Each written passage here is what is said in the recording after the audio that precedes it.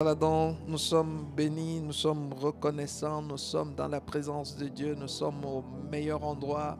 Il y a des personnes qui veulent être dans certains endroits, mais nous savons que the place to be, c'est dans la maison du Seigneur. Amen. Dans la maison du Seigneur. Aujourd'hui, nous allons continuer, nous avons commencé ce que moi je considère, je ne sais pas pour toi, mais moi je considère cela comme le message le plus important de toute notre vie chrétienne. C'est la Seigneurie de Jésus-Christ. C'est la base de toutes choses. C'est la base de toutes choses. C'est, si tu veux, c'est le résumé ou encore le condensé de toute la Bible, de toute la parole. Si tu comprends qui est Jésus, tu sais qui est Jésus, tu vas savoir qui tu es. Et si tu sais qui il est et qui toi tu es, tu as déjà réussi. Amen.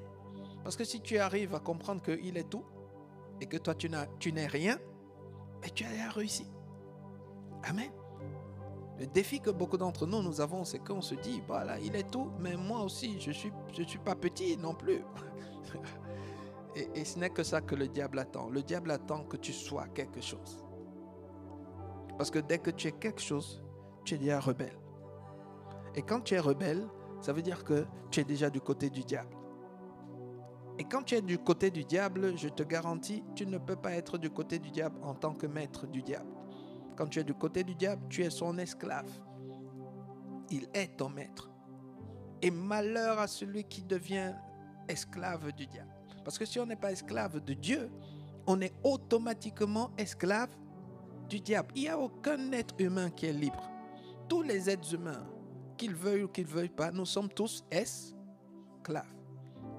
On n'aime pas ça, on n'aime pas ce mot, mais ça reste la vérité. La vérité reste la vérité. La Bible, c'est elle qui nous le rappelle dans Romains 6, 16. On est esclave de celui à qui on obéit. Il n'y a aucun être humain, écoute très bien, comprends ça, n'oublie jamais ça, il n'y a aucun être humain qui obéit à lui-même. C'est impossible de s'obéir à soi-même. L'être humain obéit toujours à une voix. Et cette voix ne vient pas de toi. Amen. Quand c'est l'heure de se lever, il y a une voix qui te dit « Lève-toi » et il y a une autre voix qui te dit « Tu es fatigué, continue à dormir ». Vrai ou faux? Est-ce qu'il y a une troisième voix? Non. Il y a une voix qui te dit « Lève-toi, prie ». Et il y a une autre voix qui te dit « Ne te lève pas, dors ».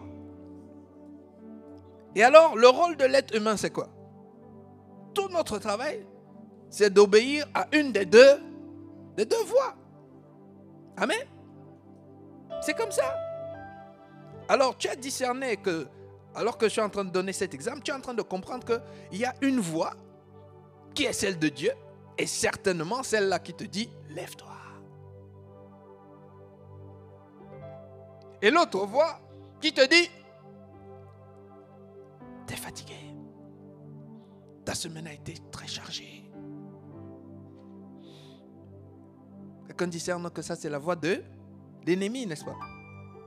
Mais est-ce que tu sais que c'est ce qui se passe pour chaque décision que tu prends? Chaque décision que nous prenons. Vous avez une idée de nombre de décisions qu'on prend chaque jour? En une journée, tu prends au moins 1 million de décisions.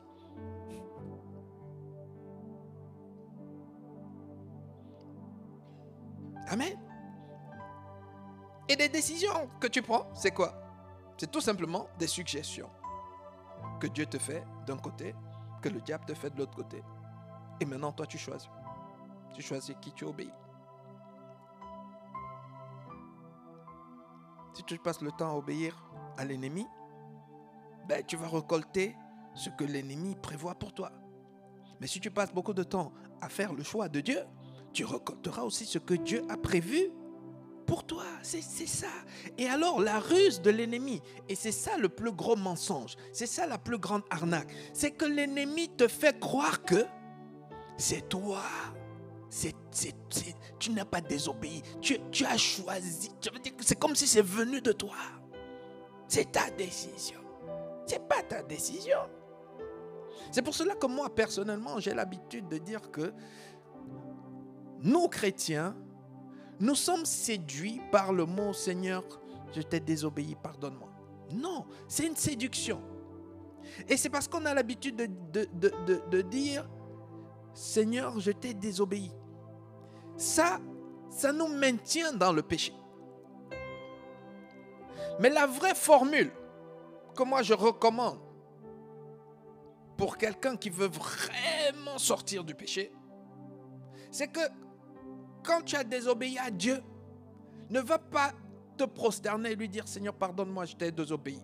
Prosterne-toi, dis-lui « Seigneur, pardonne-moi parce que j'ai obéi au diable ». Quelqu'un comprend? Parce qu'en fait, c'est la même chose. Sauf que quand tu dis « je t'ai désobéi », tu vois, c'est beaucoup plus classe. Et ça ressemble à... tu vois, c'est comme si c'est pas le péché. C'est comme si, tu vois, c'est juste un manquement. C'est comme si, tu vois, Seigneur, je t'ai juste désobéi, mais ne t'inquiète pas, je n'ai rien à voir avec le diable. Hein? Or, la désobéissance, ça signifie que, Seigneur, tu m'as dit d'aller à gauche, et le diable m'a dit d'aller à droite, et j'ai choisi le diable. Je lui ai dit high five. Tu vois, non? Quelqu'un imagine? Donc, quand tu viens demander pardon, que Seigneur, pardonne-moi parce que j'ai fait high five au diable. Tu vois, ça te choque. Tu dis,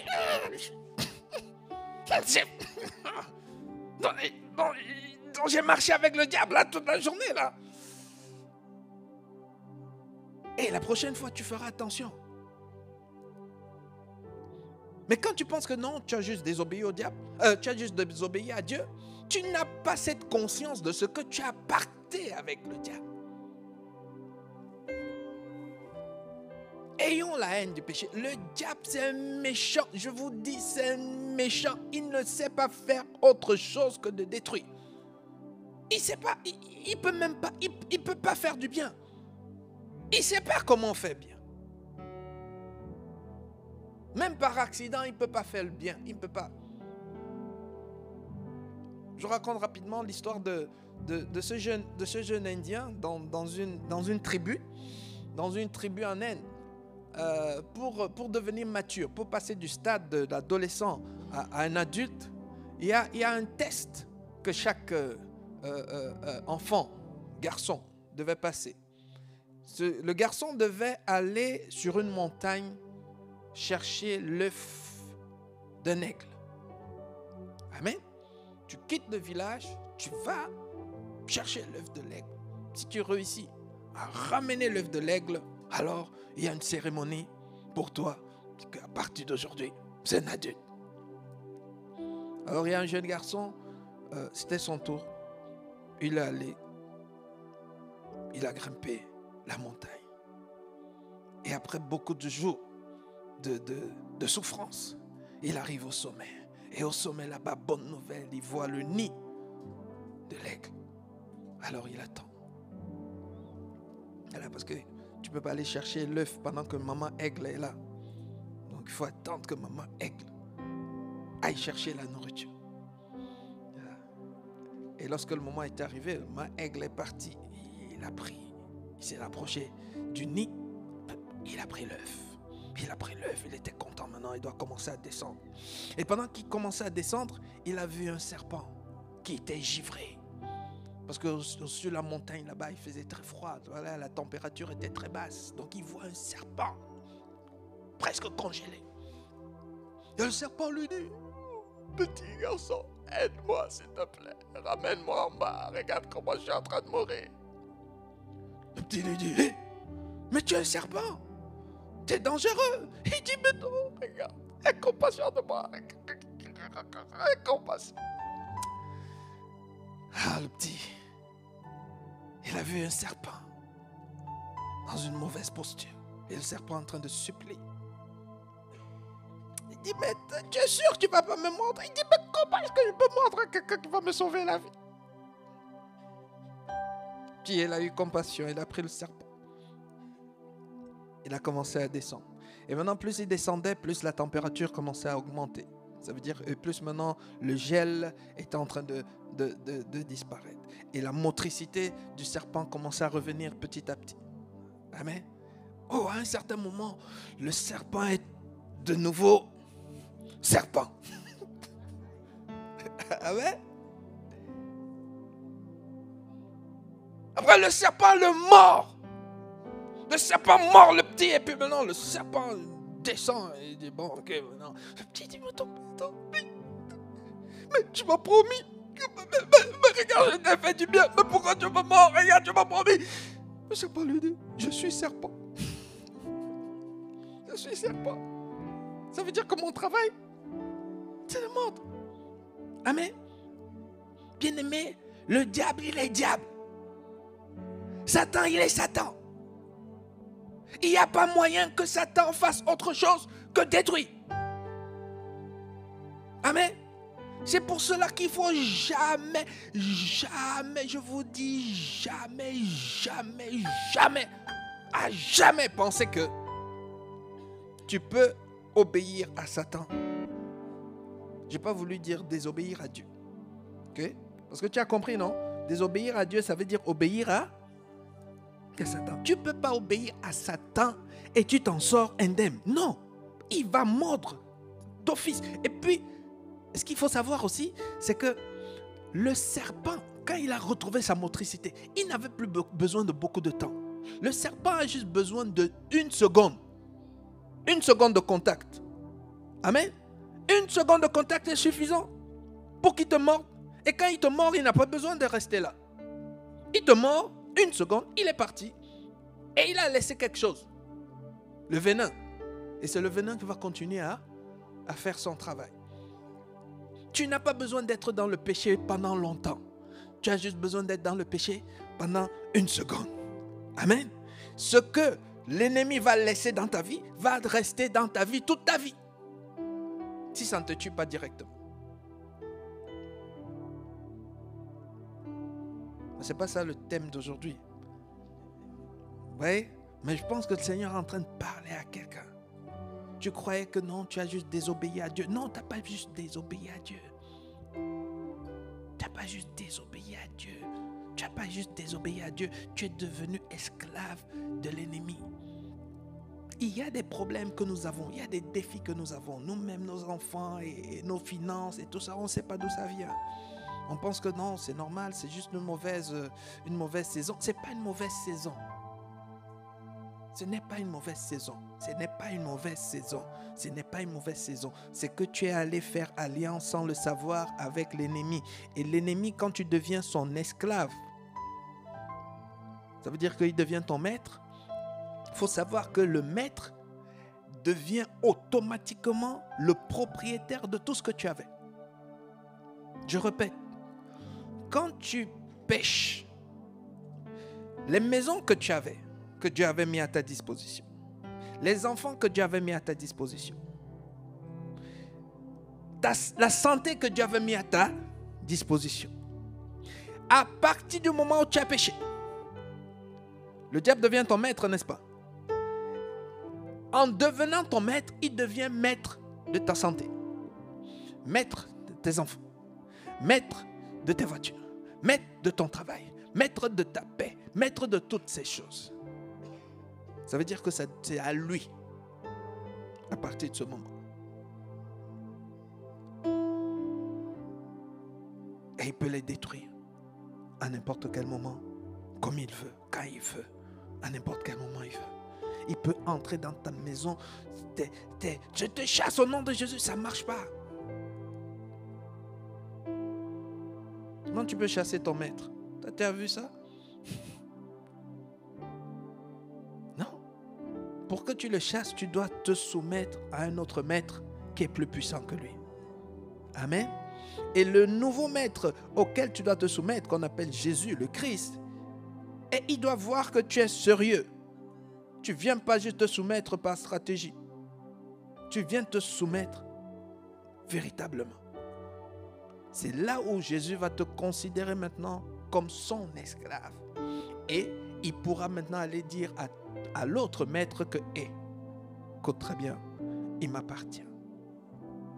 Donc tu le lâches et tout ce qu'il possède, tu le lâches aussi. C'est comme ça que ça se passe. Ce n'est pas la magie. Ce n'est pas je fais n'importe quoi, après bon, quelqu'un va prier pour moi ou bien après je vais prier. Non, ça ne fonctionne pas comme ça. Le Seigneur a dit, tu cherches seulement le royaume. Ça veut dire que toi, tu cherches seulement à être mon esclave et tu verras que toutes les autres choses se mettront en place. Donc aujourd'hui, nous avons continué, nous avons commencé à parler des marques d'honneur au Seigneur. Si Dieu est Seigneur, s'il est Seigneur, ça veut dire qu'il doit être honoré, ça veut dire qu'il doit être craint. C'est ce qu'il nous rappelle ici dans Malachie 1. Je vais trouver. Le Seigneur dit, si je suis Seigneur. Non, si je suis d'abord Père. Si je suis Père. Il dit, si je suis Père, où est l'honneur qui m'est dû? Où est l'honneur qui m'est dû? Parce que on doit honorer. Le Père doit être honoré. Amen. S'il est Père, on va lire dans Malachie 1, verset 6. Pour que quelqu'un comprenne pourquoi nous devons parler des marques d'honneur. Malachie 1, 6. Un fils honore son père. Et un serviteur honore son maître. Il est en train de dire que c'est comme ça. C'est comme ça. S'il n'y a pas l'honneur, ça veut dire que ce n'est pas le père. Tu as un père, tu ne l'honores pas, ce n'est pas un père. Amen. Tu as un maître, tu ne l'honores pas, ça veut dire que ce n'est pas ton maître. Ce n'est pas à toi de dire, il est mon maître. Ce n'est pas à toi de dire, il est mon Seigneur. Non, c'est l'honneur qui parle. Est-ce que quelqu'un comprend? C'est l'honneur qui parle. Je vais encore donner cet exemple que j'ai l'habitude de donner. À l'époque, je regardais le film, la série sur l'esclavage, Kunta Kinte. Racine, ça s'appelait Racine. Ok? À l'époque, voilà, j'étais encore petit. J'ai été marqué, je sais que ceux qui ont regardé ont aussi été marqués par cette scène où l'acteur principal, on appelait Kunta Kinte, il a été acheté par un maître. Donc il est esclave, on l'a acheté et le maître le ramène chez lui à la maison. Normalement, si tu achètes un esclave, un produit, et que le produit on l'amène chez toi, tu es satisfait, c'est ton produit, n'est-ce pas? Mais dans son cas, on a acheté Kunta Kinte, il ramène Kunta Kinte dans sa maison, Kunta Kinte est déjà dans sa maison, mais le maître n'est pas satisfait. Oh, mais comment tu n'es pas satisfait? Mais Kunta Kinte, il est... Non, le maître savait que quand il s'agit d'un être humain, tu peux le mettre dans les chaînes, mais ça ne signifie pas qu'il t'appartient. Amen. La seule façon de savoir qu'un être humain est devenu ton maître, est devenu ton esclave, c'est par sa soumission. Donc on achète Kunta Kinte, on amène Kunta Kinte chez le maître, on l'a amené par contrainte. Ça veut dire qu'il n'a pas encore démontré sa soumission. Ça veut dire que Kunta Kinte n'est pas encore esclave. Donc il fallait maintenant que Kunta Kinte démontre sa soumission. Et pour démontrer sa soumission, il fallait que le maître lui donne un nouveau nom et que Kunta Kinte se soumette et qu'il accepte ce nom. On lui dit, à partir d'aujourd'hui, tu t'appelles Toby. Il dit non. Le maître est fâché. Pourquoi? Ça veut dire que Kunta Kinte n'est pas encore en train de se soumettre. Et s'il n'est pas encore en train de se soumettre, ça veut dire qu'il n'est pas encore esclave. Amen, vous voyez, non? Il dit, il est fâché, il dit, tapez-le, on le tape. Après, il dit, ok, maintenant tu t'appelles comment? Kunta Kinte. Non, tapez-le, tu t'appelles comment? Bon, si Kunta Kinte avait été membre de l'église Impact Centre Chrétien Anvers, il aurait compris que c'est encore mieux qu'il meure. Ça veut dire qu'on le tape à mort. Parce que si on le tapait à mort, il devait mourir libre. Il n'aurait jamais été esclave même un jour. Amen. Bien-aimé, c'est comme cela que tu dois désobéir à Satan à mort.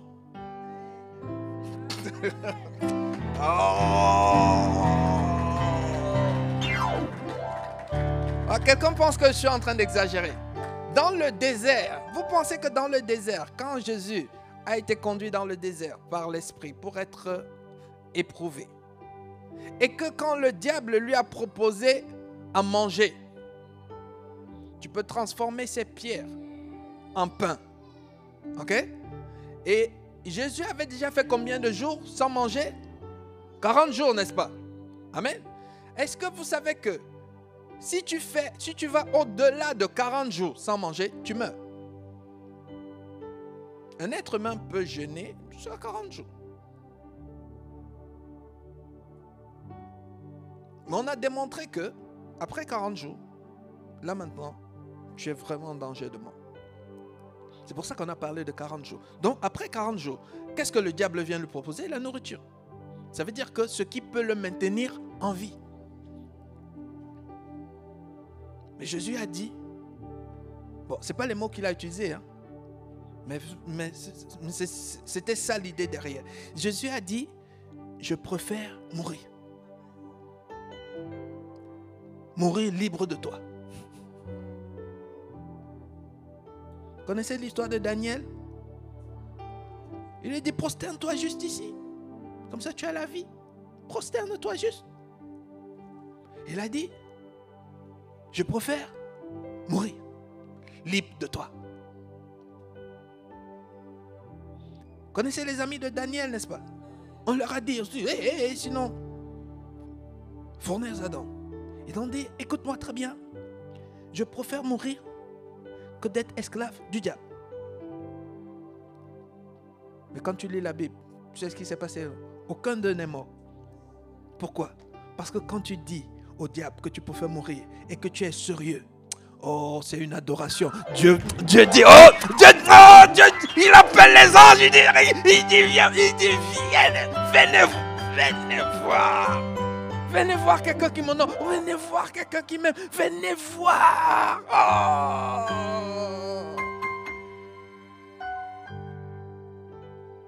C'est ça. Nous tous ici, nous devons être capables de dire, je préfère mourir. Je sais qu'il y a quelqu'un ici qui n'aime pas entendre parler de la mort. Mais si tu veux vaincre le diable, tu es obligé dans Apocalypse 11, verset Apocalypse 11, oui, ou 12, 11, bref. Il dit, ils l'ont vaincu. Nous, on connaît toujours à cause du sang de l'agneau et la parole de leur témoignage. Tu vois, non, parce que pour nous, c'est le plus facile. Oh, le sang de l'agneau. Mais toi, tu n'as rien fait pour le sang de l'agneau. Parole de témoignage, tu n'as rien fait. Mais il y a un troisième élément dont on ne parle pas souvent. Ils n'ont pas aimé leur vie jusqu'à craindre la mort. Ça veut dire qu'ils n'ont pas eu peur d'eux. C'est les seules personnes qui peuvent vaincre le diable. Les seuls. Je vous dis, regarde, les seuls, regarde. Ils l'ont vaincu à cause du sang de l'agneau. Numéro 1. Numéro 2, la parole de leur témoignage. Mais il faut savoir aussi que le sang de l'agneau et la parole de leur témoignage, ça, ce n'est pas ton affaire. Ça, c'est Jésus qui l'a fait. Amen. Ta seule contribution ici, c'est le troisième élément. Et ils n'ont pas aimé leur vie jusqu'à craindre la mort. Mais on t'a dit ici qu'ils l'ont vaincu. Ça veut dire que c'est comme ça qu'on peut vaincre le diable. Ça veut dire qu'on ne le vainc pas par la prière.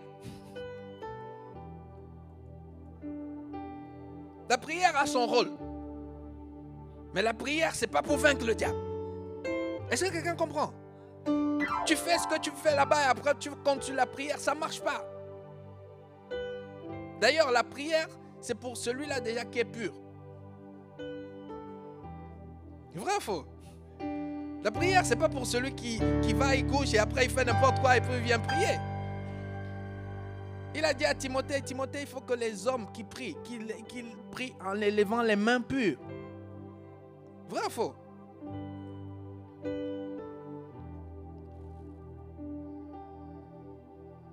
Donc c'est ça. On doit honorer le Père. Il dit, si je suis Père, dans Malachie, on revient encore, où est l'honneur?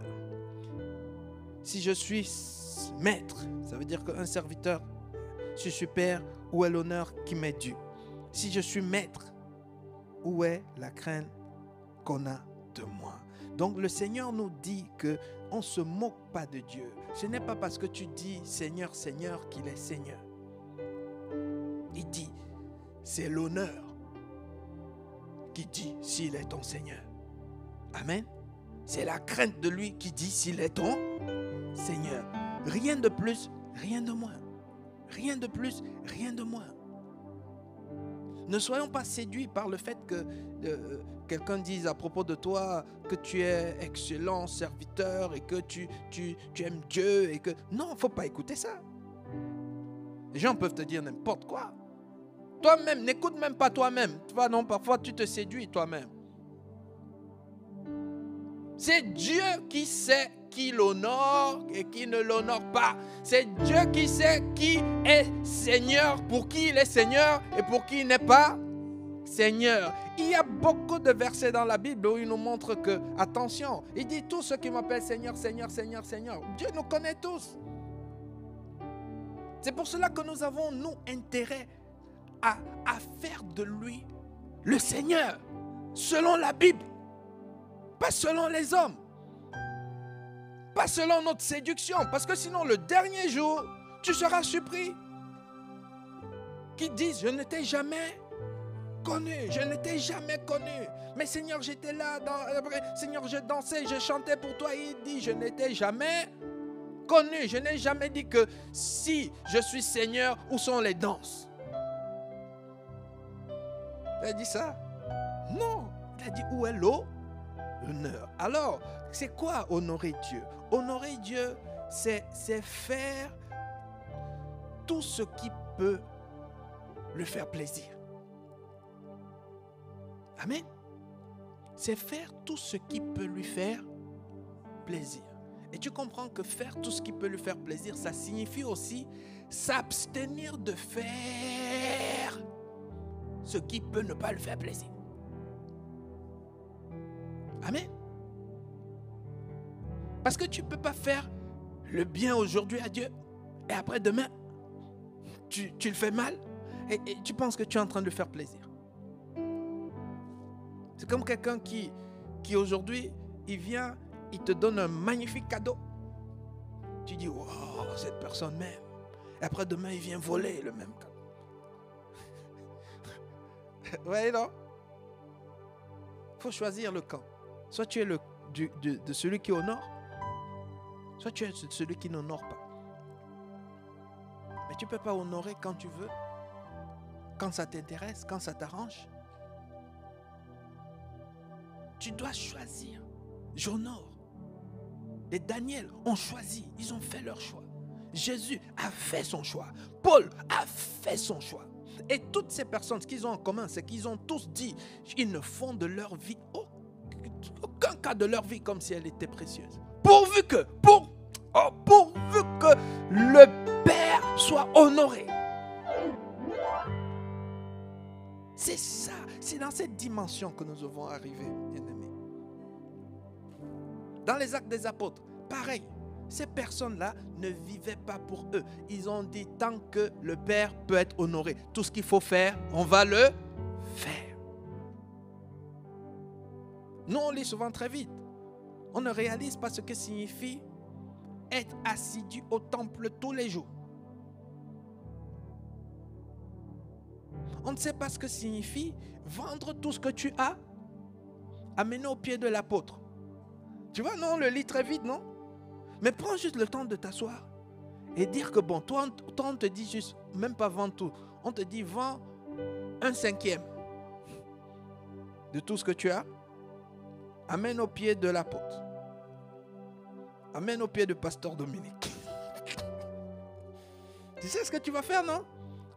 Demain, là, on va te retrouver maintenant influenceur sur TikTok. J'ai quitté cette église-là parce que vraiment, là-bas, vous n'avez aucune idée de l'abomination qu'il y a là-bas. Hein? on nous encourage à aller vendre 1/5 de ce qu'on a et amener au pied du pasteur. Oui, les gens disent ces choses, ils disent ces choses et ils disent qu'ils sont chrétiens. Parce qu'en fait, les actes des apôtres, c'était ça, vrai ou faux? Ou je suis en train d'inventer quelque chose? N'invente pas. Pourquoi? Parce que eux, ils voulaient vraiment honorer Dieu. Ils ne faisaient pas semblant comme nous. Eux, ils étaient sérieux. Amen. Nous faisons semblant. Nous sommes des comédiens. Mais eux, ils n'étaient pas des comédiens. Ils n'étaient pas des comédiens. Eux, ils ont vu Jésus. Ils ont vu ce que Jésus a fait. Et ils ont dit non, nous, on veut être comme Jésus. Jésus a tout perdu. Jésus a tête dépouillé de tout. La Bible dit qu'il s'est dépouillé lui-même. Ça veut dire que tout ce qu'il avait de glorieux, il l'a enlevé. Et il est devenu obéissant jusqu'à la mort. Jusqu'à la mort. Beaucoup d'entre nous, on peut être obéissant jusqu'à un certain niveau. Mais quand ça arrive à un autre niveau, là, on dit que non. Là, Seigneur, il faut envoyer quelqu'un d'autre. Compte pas sur moi. Moi, j'ai encore mes enfants. Tu vois, là maintenant, ce n'est même plus... Là, tu n'es même pas nounou. J'ai encore mes enfants. Ah, devant Dieu, tu dis tes enfants. Et c'est comme ça qu'on est. Il y a beaucoup de personnes qui ne veulent pas servir Dieu, qui ne veulent pas honorer Dieu à cause des enfants. Parce que pour eux, c'est leurs enfants. Ça veut dire que c'est comme si Dieu, en leur demandant de faire ce que Dieu leur demande de faire, c'est comme si Dieu veut que les enfants là crèvent. Non mais réfléchissons un peu. Attends, donc à cause des enfants.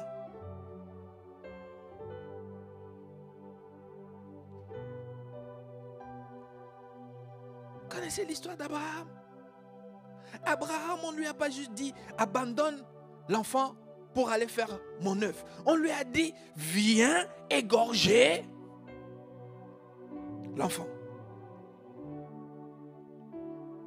Abraham a réfléchi. Vous savez pourquoi il n'a pas réfléchi? C'est parce que l'Abraham, contrairement à nous, il connaissait, il savait ce que veut dire Seigneur. Il savait ce que veut dire Seigneur. Il savait ce que veut dire Seigneur. Il savait ce que veut dire propriétaire. Ça veut dire que le premier jour où il a eu l'enfant, il n'a jamais pensé que c'était son enfant. C'est la raison pour laquelle, lorsque le vrai propriétaire de l'enfant lui a dit ramène mon enfant ici, il a dit oh garde à vous, viens prendre ton enfant.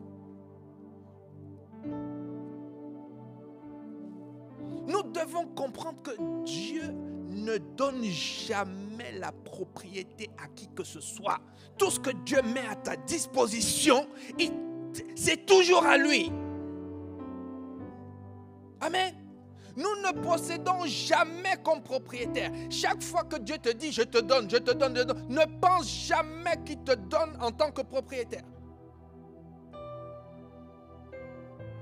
Amen. Bien-aimé, tout ce que Dieu te donne, quel que soit ce que Dieu te donne, quel que soit ce que Dieu t'a promis, sache qu'il a promis juste de mettre à ta disposition et qu'il peut le redemander à n'importe quel moment. C'est jamais à toi. C'est pour cela qu'il peut te dire, ok, maintenant prends-le et donne à mon autre enfant. Tu ne peux pas dire oui, mais pourquoi est-ce que je dois lui donner? Non, ce n'est pas à toi. Amen. Ce n'est pas à toi. Ça n'a jamais été à toi. Ça a toujours été à lui. On n'a juste pas, le temps est juste très avancé. Vous savez que le Seigneur a dit à Moïse, Moïse va prendre mon peuple, amène-le dans le pays que je leur ai promis, n'est-ce pas? Mais le même Dieu leur a dit, alors qu'ils sont maintenant dans le pays, il dit, écoutez très bien, personne n'a le droit de vendre la terre. Parce que là où vous êtes, ça m'appartient. Mais tu es en train de dire, mais attends, mais tu as promis que tu leur donneras. Eh oui, bien aimé, c'est comme ça que Dieu donne. Dieu te donne et ça continue à lui appartenir. Pour que tu réalises que tu dois le craindre. Tu vois, non? Tu dois dire, hey, j'en ai encore besoin ici. Ok, comme j'en ai encore besoin, j'ai intérêt à ne pas t'irriter. J'ai intérêt à te faire plaisir. Juste pour que tu ne changes pas d'avis. Amen. C'est pas ce que nous faisons dans les relations humaines. Qui d'entre nous ici irrite son boss, son big boss? Tu travailles quelque part, tu as un grand manager là-bas, tu es dans une belle boîte, une bonne société. Qui irrite ici son big boss? Et pourquoi on ne l'irrite pas? Pourquoi quand il s'agit du big boss, on se plie en quatre? Parce que premièrement, nous sommes reconnaissants qu'il nous a donné le travail. Et deuxièmement, parce qu'on a encore besoin de ce travail. Voyez, non? La seule façon où les gens irritent le big boss, c'est quand ils ont déjà marre de ce travail et qu'ils savent qu'ils ont un autre travail qui les attend. Sauf qu'avec Dieu, tu ne peux pas faire. Parce que la terre et tout ce que la terre enferme lui appartient. Voyez, non?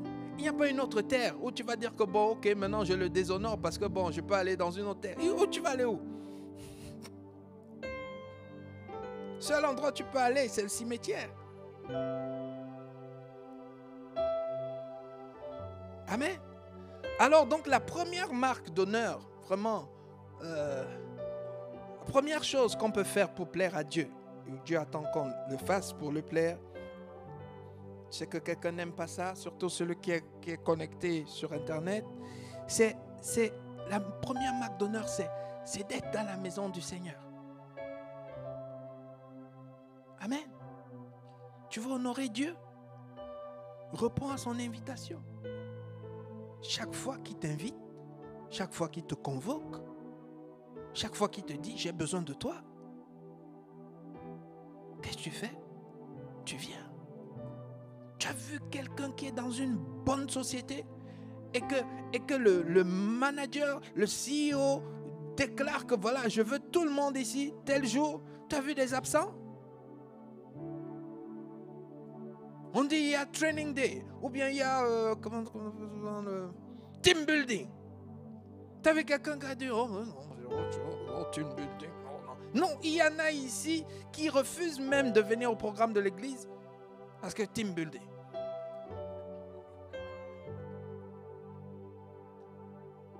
Oui. Pourquoi? Parce que tu sais que si le manager, si le CEO convoque tout le monde, c'est parce que le CEO va prendre plaisir à voir tout le monde. Vrai ou faux? Quand toi, le jour où tu t'es marié, tu as invité des gens. Tu devais être content si la moitié de ceux que tu as invités ne sont pas venus.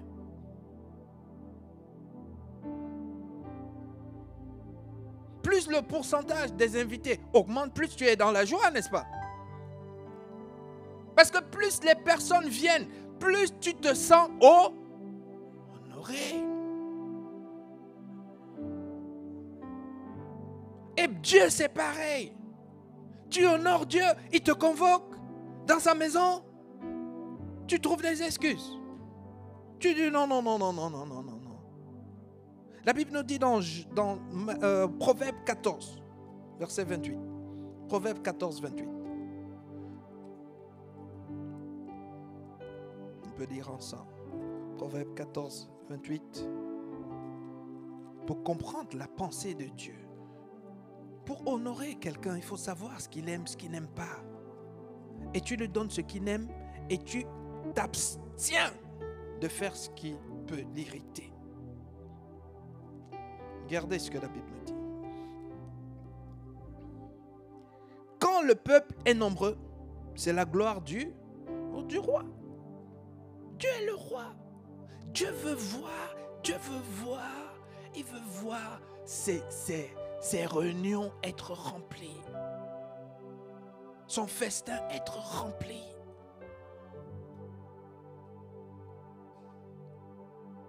Bien-aimés, nous sommes une église qui évangélise. Mais on n'est pas encore arrivé là où on devrait aller. J'ai l'habitude de dire aux gagnants d'âme, quand on sort et qu'on est nombreux, je ressens toujours à l'intérieur, ça veut dire que je ressens la joie de Dieu, pas ma joie. Ok? Vous savez que la joie, elle vient de l'intérieur, par le Saint-Esprit. Quand tu ressens la joie de Dieu, Dieu est en train de te dire, je suis dans la joie.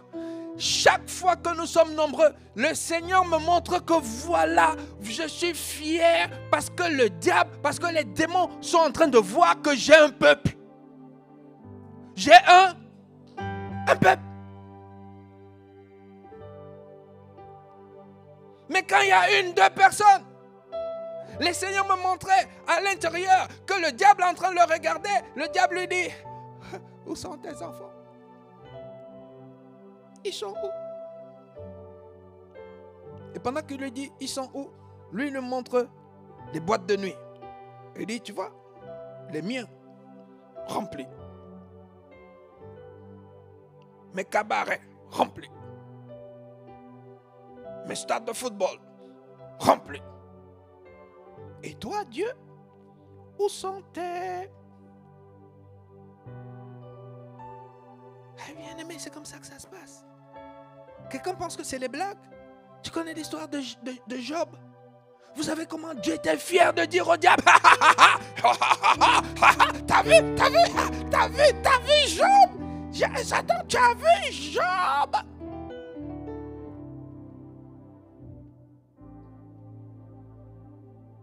Pensez que Dieu ne prend pas plaisir. Pensez que Dieu n'a pas les sentiments.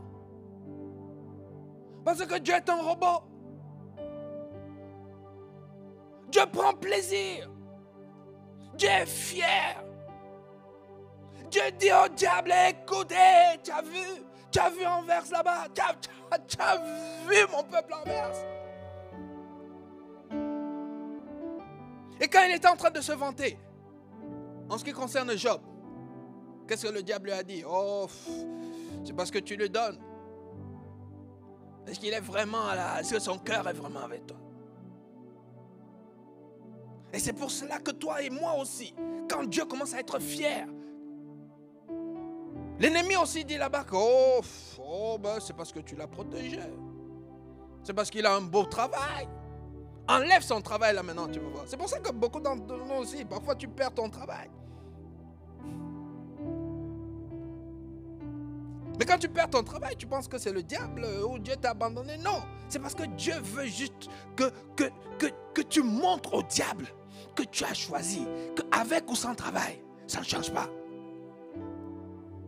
Amen. Parce que c'est là où il est glorifié. Bien aimé, Dieu veut être glorifié. Au cas où tu ne savais pas, Dieu veut être glorifié. Il a dit qu'il faut que sa lumière brille devant les hommes, afin qu'ils voient vos bonnes œuvres et qu'ils me... Dieu aime, bien aimé, notre Dieu aime être glorifié. Je dis encore, notre Dieu aime être glorifié. Mais le diable aussi aime être glorifié. Et tous les deux comptent sur leur serviteur pour être glorifié. Amen. Il ne faut pas laisser le diable et ses serviteurs travailler à la gloire de leur maître plus que toi et moi pour notre maître.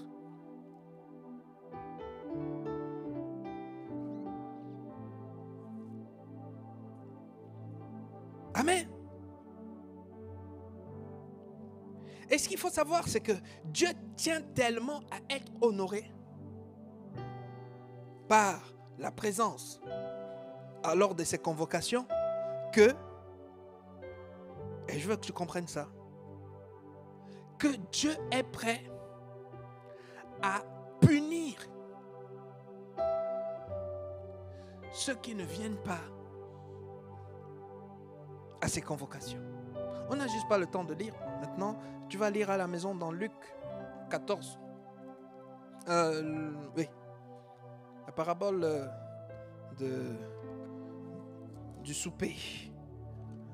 Okay. Luc. Je pense Luc 14. Voilà. À partir du verset 15. Ok. La parabole des conviés.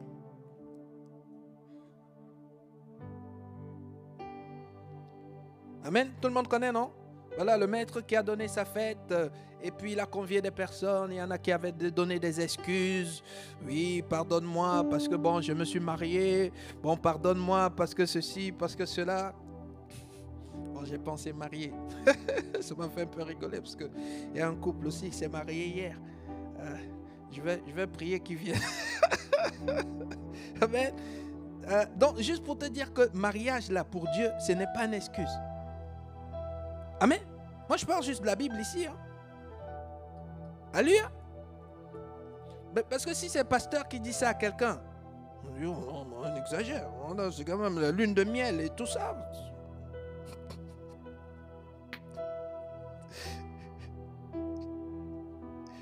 Ok. Bon. Je vois juste quelqu'un pense que c'est des blagues. Bon, lisons juste le verset. Prenons juste le verset 20. De Luc 14. Là, c'est juste parmi les excuses que les personnes ont données. Okay. Un autre dit, je viens de me marier. Et c'est pourquoi je ne peux pas aller. Je ne peux pas venir. Je viens de me marier. Vous voyez, non, nous tous, on accepte souvent, non? Quand quelqu'un te dit, oh, mais non, oui, je ne suis pas venu parce que tu es le marié. Nous tous, on se dit, oh oui, mais bien sûr, je comprends. Bien sûr, bien sûr. Mais ce n'est pas parce que ton voisin comprend que Dieu comprend. Amen. C'est Dieu qui doit comprendre, bien-aimé. C'est Dieu qui doit comprendre. Ce n'est même pas parce que le pasteur comprend que c'est bon. C'est Dieu qui doit comprendre. C'est pour ça que chacun d'entre nous ici doit connaître la parole. Chacun. Ça veut dire que c'est individuellement. Ne compte pas sur le pasteur. La parole est là. Tu l'as toi-même. Va voir, va parler avec Dieu. Alors, là où je voulais en venir, pour qu'on comprenne que Dieu ne blague pas, lorsqu'il nous convie et puis on ne vient pas. Regardez, verset 24. Verset 24. Il dit, car, je vous le dis. Quand il dit, je vous le dis, ça veut dire qu'il est en train de dire que, écoutez-moi bien. Parfois, Jésus disait, en vérité. Quand Dieu commence par « je vous le dis », ça veut dire qu'il est en train de dire qu'il n'y a aucun moyen que ce que je suis en train de vous dire là ne se réalise pas. Il dit « je vous le dis ». Aucun de ces hommes qui avaient été invités et qui ne sont pas venus ne goûtera à mon souper. Donc bien aimés, faisons attention. Faisons vraiment attention. Ne soyons pas séduits par ce que les hommes disent. Oui, mais tu vois, Dieu c'est dans le cœur. Tu vois, moi et mon Dieu. Voilà, mais c'est quoi? C'est pas une question d'église. La foi, elle est dans le cœur. Elle est dans le cœur. Bien-aimé, écoute très bien. Ce n'est pas ce que les gens disent qui compte. Ce qui compte toujours et qui comptera, c'est ce que Dieu dit. C'est ce que Dieu dit. Ne sois pas bien-aimé, ne sois pas impressionné par la majorité. Parfois les gens suivent parce que bon, c'est ce que tout le monde dit. C'est pas parce que c'est ce que tout le monde dit que c'est ce qui est correct. Parce que Jésus nous a dit que tous ceux qui disent Seigneur, Seigneur, Seigneur, ça veut dire qu'ils sont nombreux, non? Ils n'entreront pas tous. Il dit celui-là seul qui fait sa volonté. Ça veut dire que Jésus est en train de dire que sur les milliards de personnes, il peut avoir une seule qui entre au paradis. Une seule. Et ça ne va pas déranger Dieu. Il a dit, il y a le chemin étroit et il y a le chemin spacieux, n'est-ce pas? Va lire dans Matthieu 7. Il dit lui-même que dans le chemin spacieux, il dit beaucoup. Mais il dit que son issue, c'est quoi? C'est la mort, c'est la perdition. Et il dit, mais par contre, vous, entrez dans le chemin étroit. Et il dit que le chemin étroit, il y a beaucoup de gens là-bas? Non, il n'y a que peu. Il n'y a que... C'est pour cela qu'il faut faire très attention à ce que la majorité dit. La majorité, selon la Bible, la majorité est toujours dans l'erreur. La majorité, toujours dans l'erreur. N'écoute pas la majorité. Ne suis pas la majorité. Suis Jésus. Ce que Jésus a fait, fais-le. Ce que Jésus n'a pas fait, je te dis, ne le fais pas. Ce n'est que comme cela que tu peux être sûr que tu es dans le bon. Amen. Et on clôture avec Ésaïe 66, verset 23. Juste pour te montrer que, bien-aimé, ce n'est pas des blagues. Ce n'est pas des blagues. Quand Dieu te convie, Dieu prend le temps de te dire, viens dans sa maison. Et toi, tu dis, oh, j'ai trop fait la fête ce soir. Je suis fatigué. Dieu va comprendre. Il va comprendre quoi? Que tu as fait la fête? Que tu es fatigué? Est-ce que quelqu'un sait que la fatigue, c'est quelque chose que Dieu ne peut pas comprendre? Si la fatigue a souvent été ton excuse, je te rappelle que Dieu a dit, moi Dieu, je renouvelle les forces de ceux qui se confient en moi. Vrai ou faux? Mais tu penses que pourquoi Dieu te dit ça? Dieu te dit ça pour que tu saches que, aux yeux de Dieu, la fatigue, pas une excuse. Jésus à Gethsemane, Jésus était fatigué. Si Jésus dit qu'il est fatigué, c'est qu'il est vraiment fatigué. Nous, parfois, fatigués, on n'est pas fatigué. Nous, parfois, c'est des fausses fatigues. Jésus était vraiment fatigué. Mais le Père lui a dit, hé, Jésus, tu oublies que j'ai des réserves d'anges? J'ai une station d'essence ici qui recharge. J'ai une batterie ici qui ne finit jamais. Jésus a dit, ok, Père, j'avais un peu oublié. Et dès qu'il a dit, ok, d'accord, papa, qu'est-ce qui s'est passé? La Bible dit qu'un ange est venu le fortifier. Les anges sont toujours disponibles. Donc ta fatigue là, ce n'est pas une excuse. Regardez dans Ésaïe 66, verset 23. À partir du verset 23. La Bible dit, à chaque nouvelle lune et à chaque sabbat, c'est le Père qui ordonne, c'est un décret. Toute chair viendra se prosterner devant moi, dit l'Éternel. Il dit toute chair. Amen. Et maintenant, regardez verset 24. Ça veut dire que regarde ce qui a prévu de faire à ceux-là qui ne veulent pas venir, quelle que soit la raison. Et quand on sortira, quand tu sors de l'église, on verra les cadavres des hommes qui se sont rebellés contre. Il faut savoir que rebeller ici, c'est tout simplement ne pas faire sa volonté, ne pas obéir. Amen. Juste pour nous montrer que Dieu est honoré lorsque on répond favorablement à sa convocation. Et Dieu est déshonoré, irrité, lorsqu'on trouve des excuses alors qu'il nous a conviés. Amen. Ce n'est pas des blagues. Si tu choisis d'écouter toutes les personnes qui parlent, qui racontent tout ce qu'ils veulent raconter parce qu'ils sont anciens de l'église, parce qu'ils sont pasteurs, parce qu'ils sont ceci ou cela, bien-aimé, c'est ton choix. Mais moi, en tant que berger ici, je ne peux que te dire d'écouter le bon berger. Le bon berger, il ne peut pas chercher ton mal. Et le bon berger, il fait ce qu'il dit. Il fait ce qu'il dit. S'il dit cadavre, ça veut dire cadavre. S'il dit il retranche, ça veut dire il retranche. Ce n'est pas parce qu'on ne voit pas des cadavres physiquement comme ça avec nos yeux physiques que ça ne se réalise pas. Il y a des cadavres ambulants. Il y a des gens qui sont morts, ils marchent. Amen. Amen. Non, mais c'est vrai. Il y a des gens, il est là, il acclame, il célèbre, mais il est déjà retranché. Il est déjà retranché. Quand on regarde la parabole des talents, la personne qui avait enterré son talent, on l'a retranché. Mais est-ce qu'on a dit qu'il est mort? Non, il était toujours là. Mais Dieu ne lui confiait plus rien du tout. Rien du tout. Rien du tout. Un jour, j'étais en train de méditer, j'étais en train de partager avec une de nos bien-aimés, genre à propos de l'évangélisation. Je ne comprenais pas pourquoi. Parfois, on exhorte. Et les gens ne réagissent pas. Ils ne viennent pas, ils ne sortent pas. C'est toujours les mêmes personnes qui sortent. C'est toujours les mêmes personnes. Et un jour, pendant qu'on était en train de méditer là-dessus, parce que c'est comme un mystère, et ce qui me venait à cœur, c'est que il y a des personnes, même s'ils veulent, Dieu lui ne veut plus. Ah oui, parce que quand tu es disqualifié, tu es disqualifié. Quelqu'un comprend?